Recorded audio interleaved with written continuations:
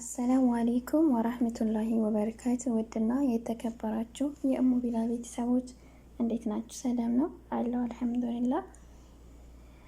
ቤተሰብ ላይክ፣ ሰብስክራይብ በማድረግ ጀመሩት ማለት ነው። ዛሬ ኢንሻአላህ የመጣሁላችሁ አጠር ባለ ቪዲዮ ነው። እንግዲህ ሁላችንም በነገራችን ላይ ይሄንን ቪዲዮ ስሰራ ማንኛችንም ሰዎች እንማርበታለን ብዬ ነው ማለት ነው። ሁላችንም ስደት ላይ ያለን እህት ወንድሞቼ ይመለከታል፣ በተለይ እህቶች ይመለከታል። እና እስኪ ሀቢባ መልስ ሰጥታለች። ሀቢባን አዳምጠን እንመለስ። ሁላችንንም ይመለከታል።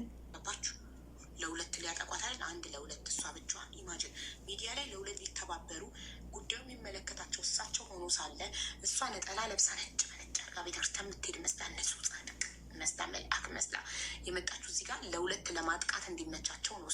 እሷን ኃጢአተኛ ቆሻሻ አስመስለው እዚህ ጋር ተጠጣለች፣ አጨሳለች፣ ሺሻ ትስባለች፣ ወንድ ትይዛለች፣ ገለመሌ ብለው በቃ ጭምርቅርቅ አድርገዋት በኃጢአት ሰው እንዲጠየፋት እንዲጠላት አድርገው እነሱ ደግሞ ንጹህ ጻድቅ መልአክ ሆነው እንደዚህ ሚዲያ ላይ ካደረጉ እቤት ውስጥ እንዴት እንደሚያደርጓት ኢማጅን አስቡት። ብቻ ቤት ውስጥ ብቻዋን በተዘጋ ቤት ውስጥ ሲያገኟት ሚዲያ ላይ እንደዚህ ካደረጓት ከተባበሩባት ስነ ምግባር ውጭ ከኔ ስነ ምግባር ውጭ ስለሆነች ነው ያንንም ግምት እንትን ያለችው።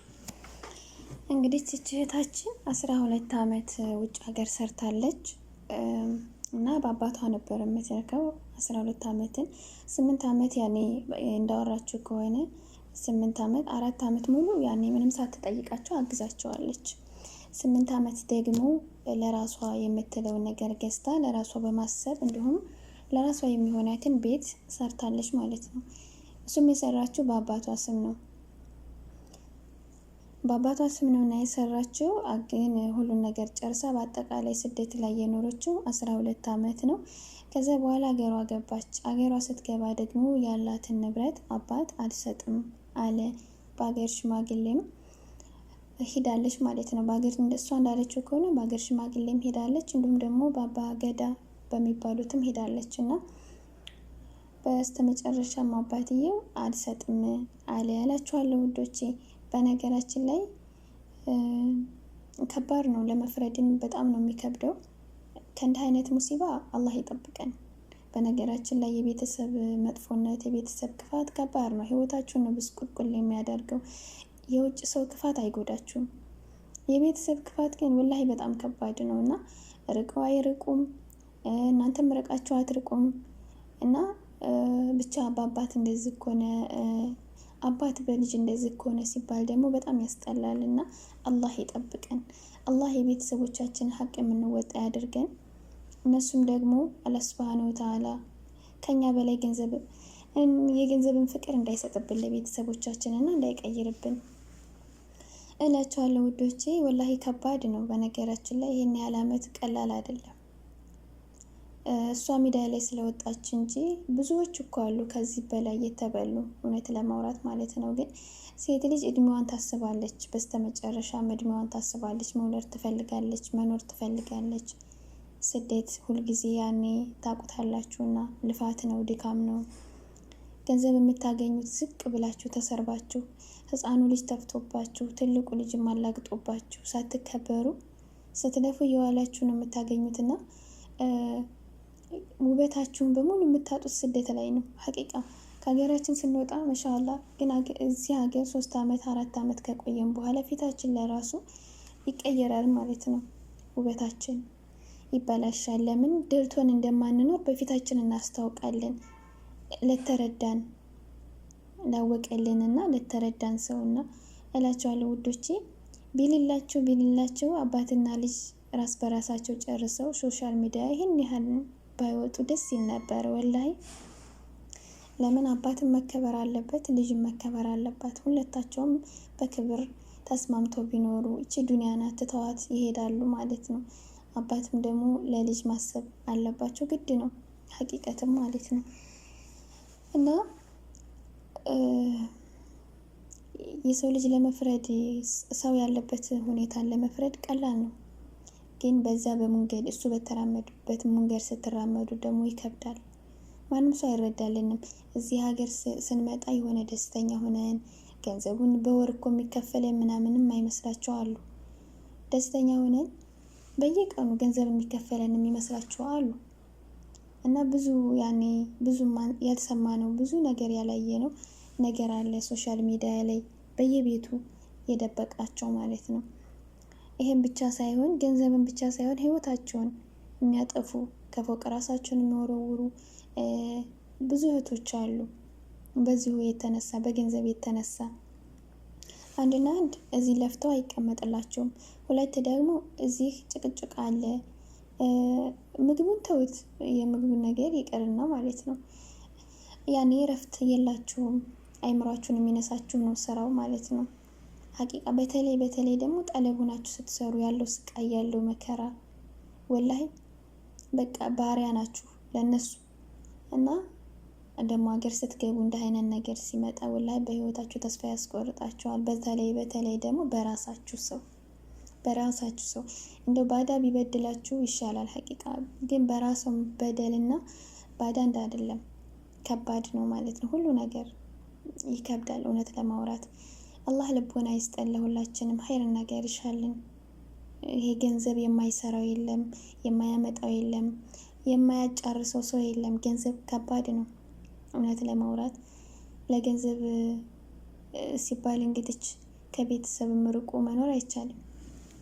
ብዙ እህቶቻችን ሶሻል ሚዲያ ላይ እንደውም በሆነ አጀንዳ ላይ እኔ እኮ ወንድሜ ገንዘብ ሳልክለት ቀርቶ እንደዛ አደረገኝ ብላ አንዷ አጀንዳ ስታመጣ ኮሜንት ላይ ስታነቡ ሁሉም ብሶተኛ ነው። ወላሂ እኔ ይሄን አድርጌለት ይሄን ያህል ዓመት እንደዚህ ሆንኩኝ ምናምን እንደዚህ በቃ በወንድሙ የማይከዳ በቤተሰቡ በተለይ በባል ደግሞ የማይከዳ ሰው የለም። አልፎ አልፎ ነው የምታገኙት እንጂ ማለት ነው። እና ውዶችዬ ለእናንተ የሚጠቅማችሁ ነገር ምንድን ነው? ገንዘባችሁን በራሳችሁ መያዝ። እርግጥ በልጅነታችን ስንወጣ ለቤተሰቦቻችን ነው እንጂ ለእኛ ብለን አይደለም። በዛ ሰዓት ሁላችንም የወጣ ነው እና በዛ ሰዓት ስንወጣ ባንክ በግላችን ለመክፈት የሚለው ነገር አይመጣልንም። አሁን ሁሉ ነገር ስናውቀው ባዶ ስንቀር ሁሉ ነገር ሲገባን ከረፈደ በኋላ ምነው እንደዛ አድርገው በነበር ምናምን የሚባል ነገር አለና በተለይ ቃማ ያላችሁ ሰዎች ሀገራችሁ ገብታችሁ ጠለብ የሚሆናችሁ እንደዚህ 2 ዓመት የምትረዱትን ረድታችሁ ሀገራችሁ ትገቡና ከዛ በኋላ በራሳችሁ አካውንታችሁን ከፍታችሁ ወደ ስደት መታችሁ ህይወታችሁን ማስተካከል በአጭር ጊዜ ማለት ነው እንጂ ወላሂ በቃ እድሜያችሁን ሳታውቁት ይሄዳል። ወጣትነታችሁ ሳናውቀው ነው ሁላችንም ሩጠን ሳንጠግብ ወጣትነታችንን በስደት ላይ መልካችን በስደት ላይ ሁሉ ነገራችንን በስደት ላይ እያሳለፍን ነው ሀቂቃ ማለት ነው። 12 ዓመት ቀላል አይደለም በነገራችን ላይ። ከዚህም በላይ የሚኖሩ እህቶች ወይም ወንድሞች ይኖራሉ ከ12 ዓመት በላይ። ግን ደግሞ ከዚች እድሜያችንም ያኔ እኛ ወደ ሞት እየተቃረብ እድሜያችንን እየቀነስ ገረድ ሆነን ተቀምጠን አገር ስንገባ ደግሞ እንደዚህ አይነት የማያስደስተን ነገር ካለ ለራሳችን መኖር አለብን። እኔ ማለት ነው እምላችሁ ነገር እና አላህ ሁላችንም ልቦና ይስጠን፣ ቤተሰብንም አላህ ይጠብቅልን።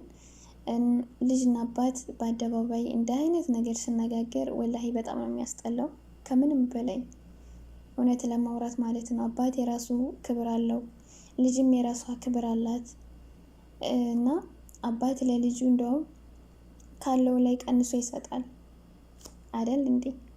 የራሷን ሀቅ ቤቷን ቢሰጣት ደስ ይል ነበረ ወላሂ እውነት ለማውራት። ሌላው ነገር ይቅር፣ ሌላው ነገር ያደረገችላቸው ሁሉ ይቅር እና ደግሞ እህቷ ሱብሃኒክ ያረብ እህቷ ደግሞ ነጠላ ለብሳ ተሸፋፍና ምናምን ነው የመጣችው።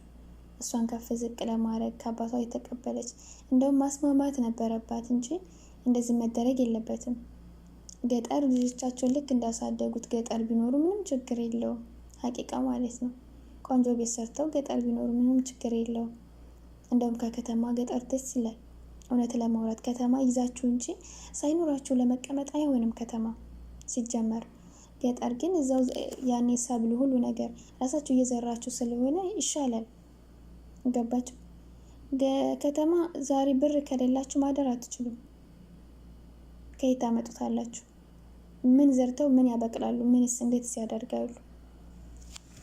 ይሄ ቤት ላይ ቀደር አላህ ነገ ጧት አንድ ነገር ቢመጣ ሊፈርስም ይችላል፣ አይታወቅም። ለምን? የሰው ላብ ነው። የሰው ላብ መጨረሻው ኪሳራ ነው። በነገራችን ላይ ምንም ልጃቸው ብትሆንም ለፍታለች፣ ደክማለች። አባትም ልጅን ሲያሳድግ ይለፋል፣ ይደክማል። እናትም እንደዛ ብዙ መስዋዕት ይከፍላሉ። ሀቂቃ አላህ ከእንዲህ አይነት ነገር ይጠብቀን። የቤተሰቦቻችን ሀቅ የምንመልስ እንጂ ቤተሰቦቻችንን በእንዲህ አይነት ሁኔታ ከፍ ዝቅ የምንደራረግበትን ህይወት ፈጣሪ የያዝልን። ወላሂ እኔ የምለው እንደዚህ ነው። ያስፈራል በጣም ነው አሁን ላይ ሁሉ ነገር የሚያስፈራው። እና ልጅና አባት ክብር ከሌለ ከባድ ነው ወላሂ ላዚ። አባት ልጅን ገርፎ ቀጥቶ ሲያሳድግ፣ አባት ደግሞ ለልጁ ሲሯሯጥ በቃ አለ አይደል ያስከብራቸዋል። እናንተ ለራሱ አትናቁም። ገባቸው? ህይወት እንኳን ብትጀምሩ አባት ያስከብራቸዋል። ሌላ ሰው እንዳጠቃችሁ አያደርጋችሁም።